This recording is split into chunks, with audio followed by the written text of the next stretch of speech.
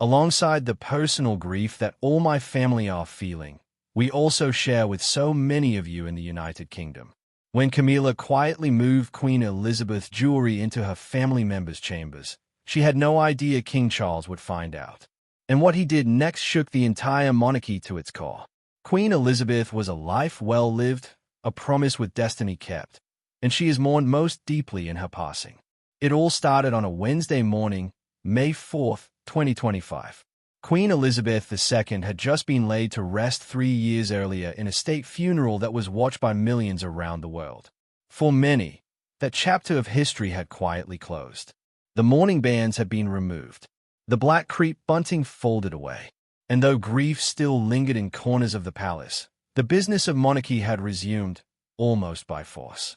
But behind the scenes, something had gone terribly wrong. Something that had the power to change history as we know it. Stay with us till the end of this video because what happened next is something you don't want to miss.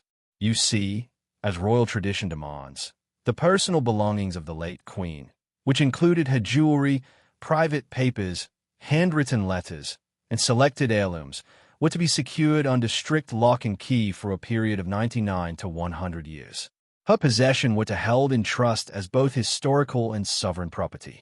This archival period is enforced by the Royal Collection Trust and Palace Statute protecting the late monarch's legacy from public release of family claims at least until the rightful time. So from this the expected date to open Queen Elizabeth II's full treasury had not yet arrived. I think it's wonderful work and I do thank everybody for and all the others too who have been volunteering. In fact, it was decades away. And yet, on that quiet Wednesday morning, Donald Walton, the royal treasurer, appeared unannounced at Buckingham Palace with a troubling report. According to him, a whole lot of Her late Majesty's possessions were missing.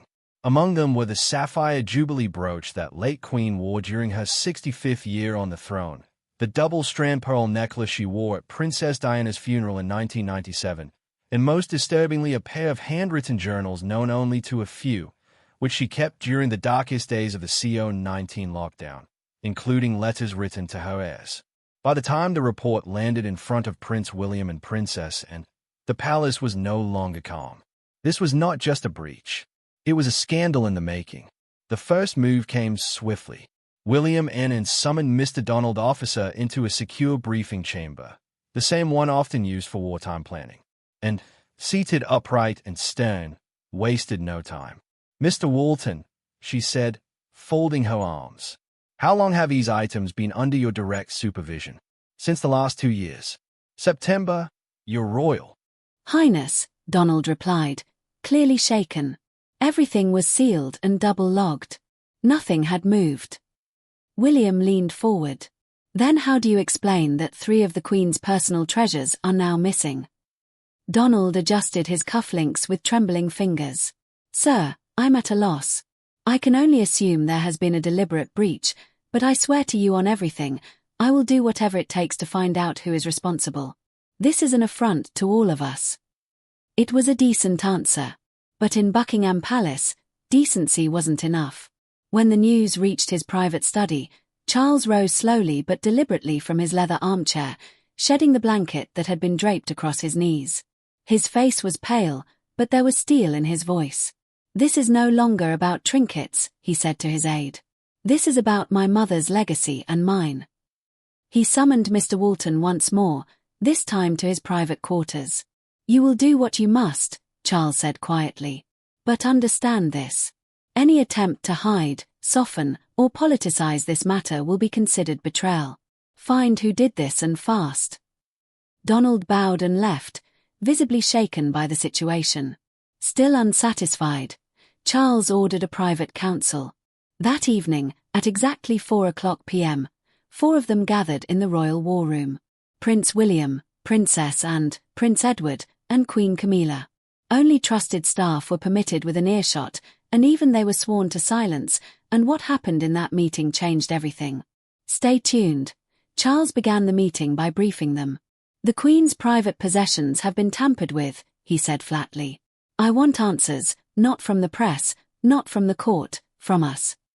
There was a long pause after he uttered those words. Camilla, who was seated to the king's right, broke the silence. Then perhaps we start with the treasury itself, she said smoothly. Have we considered the obvious, that Mr. Walton may have had help or motives? Are you suggesting he stole them? Edward asked, blinking. I'm saying we shouldn't rule it out, Camilla replied. These things don't simply vanish. William nodded. She has a point. We can't ignore that angle. Maybe he wasn't alone. Charles tapped his fingers on the oak table. It wouldn't take it from me, I don't think, at that age. No, but I should be interested to hear how he got on. You're asking me to interrogate the royal treasurer publicly. Anne's voice came sharp. Absolutely not. Not after what happened with Margaret Stafford in 89. A false accusation nearly destroyed his life.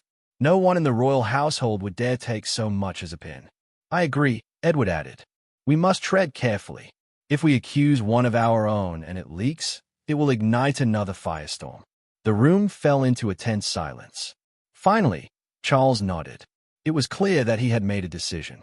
We allow the Treasury to run its internal investigation quietly, but we conduct our own under royal authority. It will report directly to me, and no one outside this room will know. At exactly 5 p.m., Charles summoned Sir Clement Mallister, the Chief Royal Security Director, to his personal office. A man with decades of intelligence experience, Clement had served under both the Queen and the former Prime Minister during the international crisis. Only 3 people were present: Clement, Charles, and Camilla. Charles stood beside the hearth, dressed simply in a navy cardigan and gray trousers. Camilla sat off to the side, silent but watchful. Clement, Charles said, we have a breach of the highest order, and we can't trust the usual chains of command. I'm appointing you to lead a private royal security probe. Full discretion. You will report only to me. He then narrated the full story to him. After that, Clement gave a crisp nod. Understood, Your Majesty. Timeline. Initial findings within 10 days. Full report in 30 seconds. And if I uncover uncomfortable truths, Clement asked. Charles's face hardened. Then we face them, no matter who it implicates. By the following day, being Thursday, May 5th, 2025, the story was everywhere. News outlets across the UK and beyond were flooded with headlines like Royal Heirlooms Missing, Palace in Crisis, Queen Elizabeth's Treasures Gone, Buckingham Mum, Where Are the Jewels and Who Took Them? And as usual, the internet did what it always does. It speculated. Conspiracy theories bloomed like spring weeds. Was it an inside job, a political distraction, or worse, a cover-up? People needed an answer. It got so bad that in just one morning, Mr. Donald Walton had held 7 press briefings, each more desperate than the last.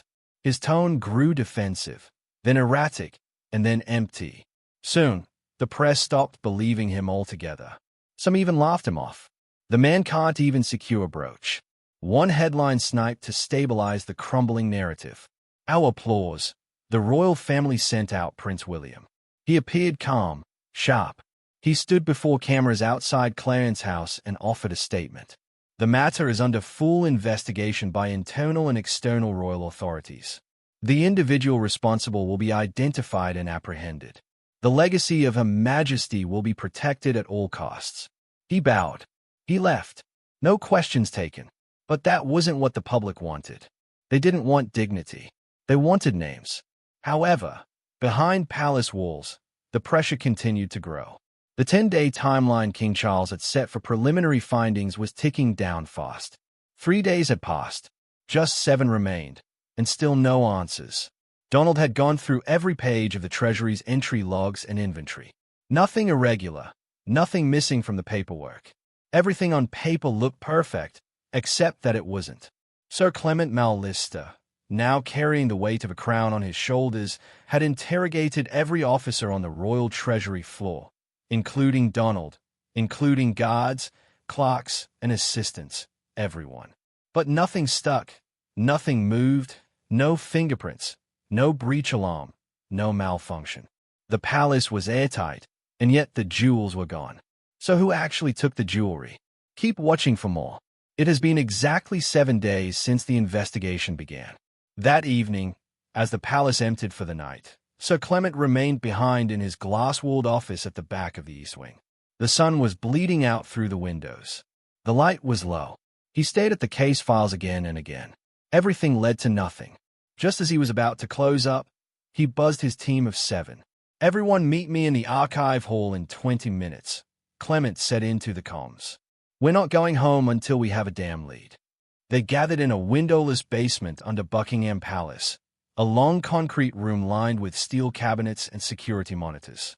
They went over every entry sheet, every duty log, and every shift report again.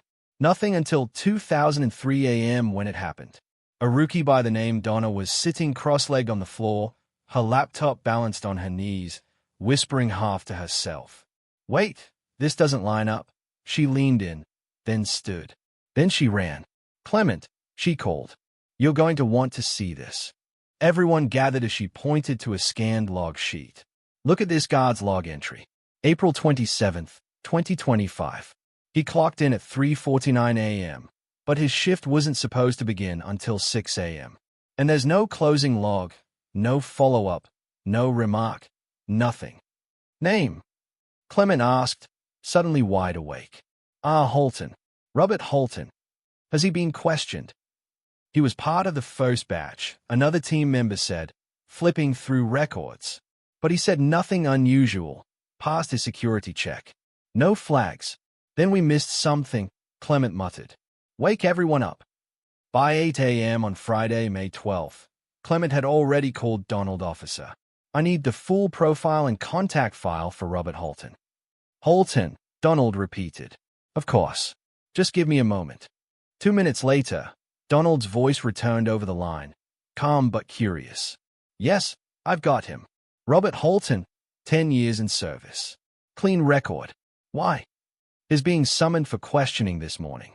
"Understood. Should I notify him?" "No," Clement said. "I will." Later that morning, Holton was brought in under quiet orders. The room was bare. A single chair, one recorder. Clement and Donna sat across from him. "Robert," Clement began, "we've reviewed your entry logs. Tell us what happened on the morning of April 27th. You reported for duty nearly 2 hours early." Holton blinked. His eyes darted. He shifted in his seat. I was just early. I got in, walked the halls, did my rounds." "Did you file a report?" "I forgot. I was tired, I guess." "You're saying you forgot protocol after 10 years of service?"